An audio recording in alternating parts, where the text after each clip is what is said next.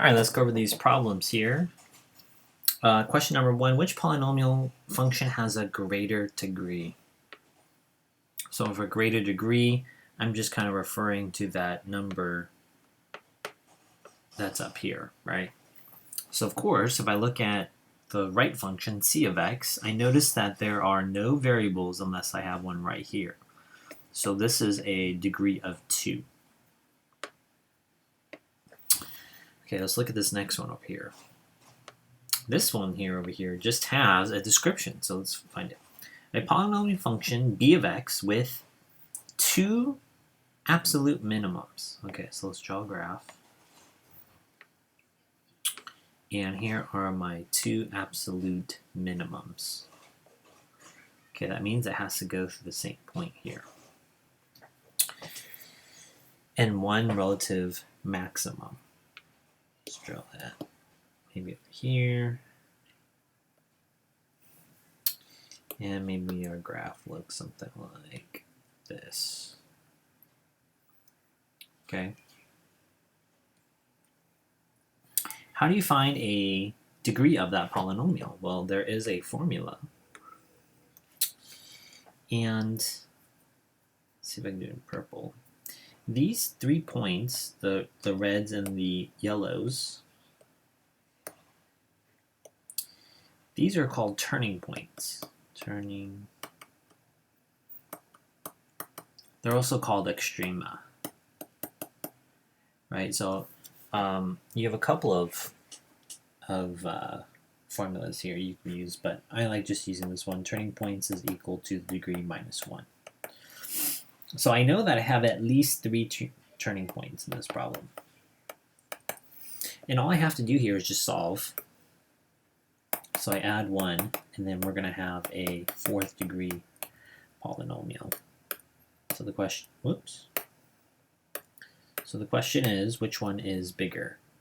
The 2 or at least a 4th degree polynomial, and I think we would all agree that the one that has a greater degree is this description right here on the left.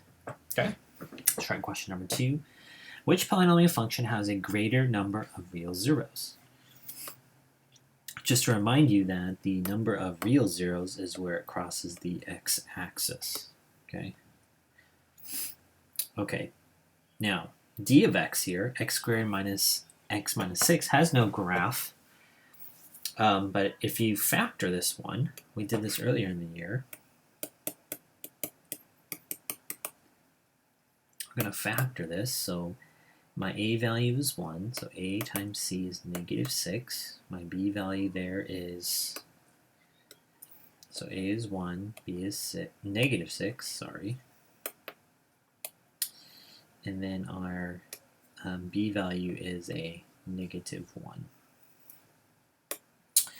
So b value is negative 1, so my 2 numbers that multiply to be 6 are 3 and 2. And this one has to be a negative, right? Because negative 3 plus 2 gives me negative 1. So d of x can be factored to be negative 3 and positive 2.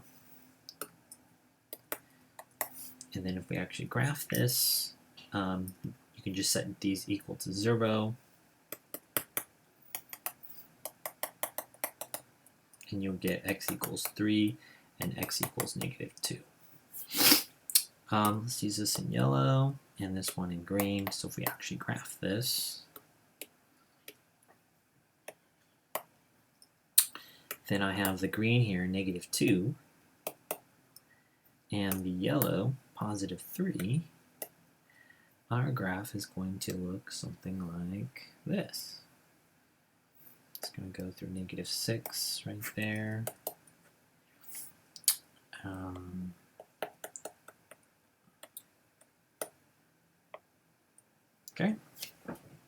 Okay, so how many times did it cross the x-axis? I have 2, green and yellow, so there's a big 2 on that one. Okay.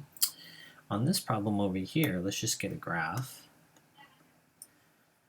And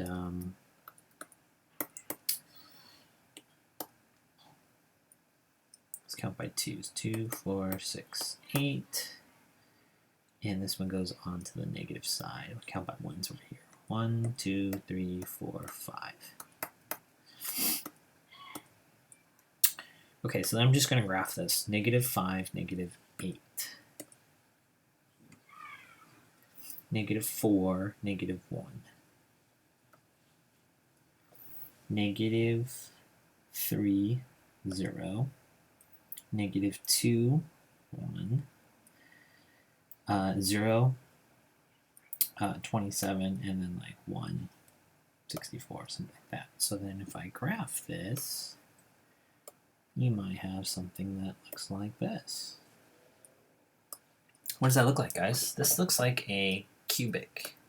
Now pay attention. Although the cubic is a degree of 3, right, x to the third power, we're just focusing on the greater number of real zeros. Well, this one only crosses the x-axis once. That's a shoot through, so that would be a big 1. Which one is a greater number of real zeros? The answer would be the left graph. This graph over here has a greater number of zeros. We said 2 compared to 1. Okay, last one. Which function has an odd degree? Okay.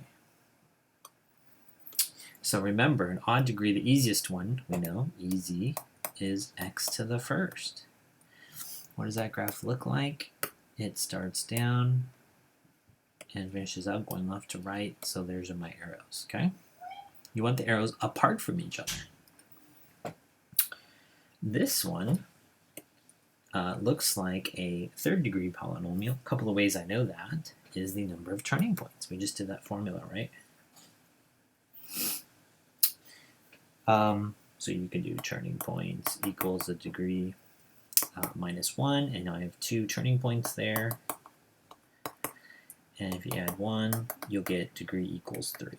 Okay? Here's another way that you know this is a third degree polynomial.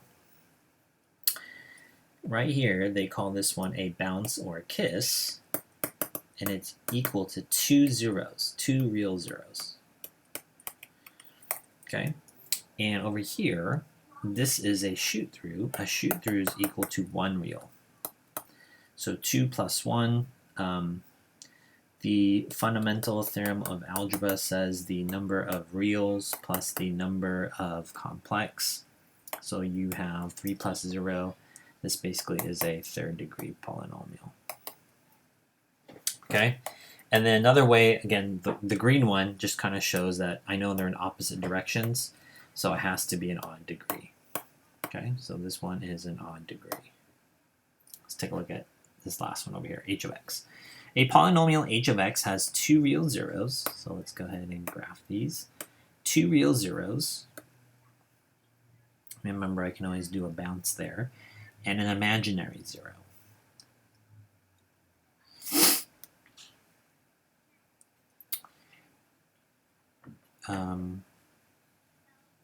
So you can do something that looks like this. It's kind of hard to visualize, but change colors here. There's my bounce, and then you would do something like that. Remember, the imaginary 0 is not going to touch the green x-axis here, okay?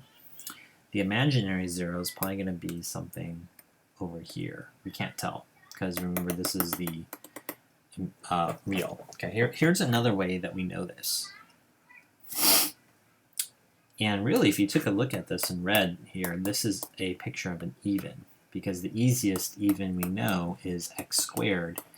And you'll notice that the arrows are in the same direction. They're both up. Okay, so how did I know that for this one? Well, if I go back to the fundamental theorem of algebra, it tells us that the number of reals plus the number of imaginary complex, and, well, we already have 2 reals. Okay, now, it says n, which is like 1 imaginary zeros, but just kind of like your imaginary friend, they always come in pairs. Imaginary zeros come in pairs, which basically means that it must be a 2. So 2 plus 2 is 4. This is a 4th degree polynomial. So which one is a odd? That would be the left side as well. Okay, so a couple ways of figuring out that last page. Hopefully that was helpful for you guys. See you.